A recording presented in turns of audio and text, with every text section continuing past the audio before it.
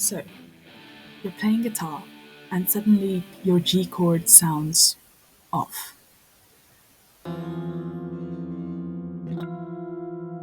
Now, you might think you've broken your guitar, and the only way to get out of this is.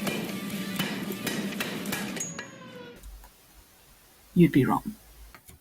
Most people will know the easiest way to fix this would just be to retune your guitar over and over again, every time you want to play.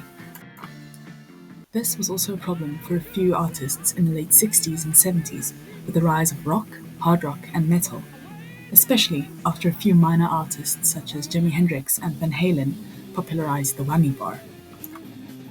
A whammy bar works by manually raising the bridge on the guitar, raising the tension in the strings and thus the pitch.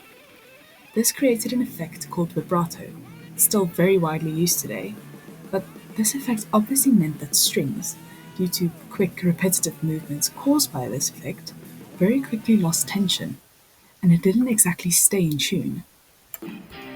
You see, vintage or standard tuning pegs rely solely on the friction caused by indents on guitar strings and tightness of windings around tuning pegs to keep their tension.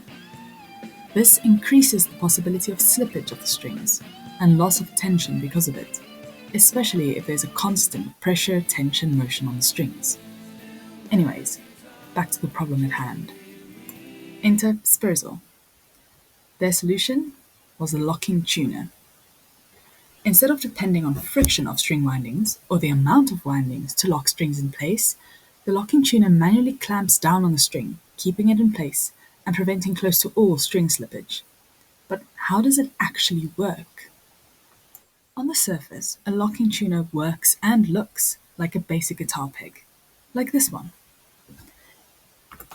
When you string your guitar, you feed the string through a hole, bend it at an angle, and use this tuner to tighten the string around the vertical shaft.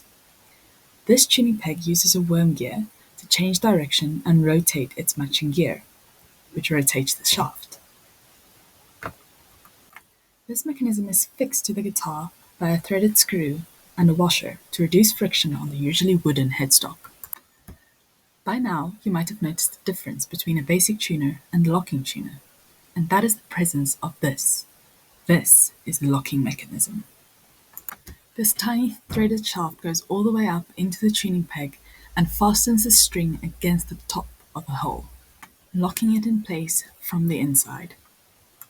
And that is a basic history and anatomy of the locking tuner.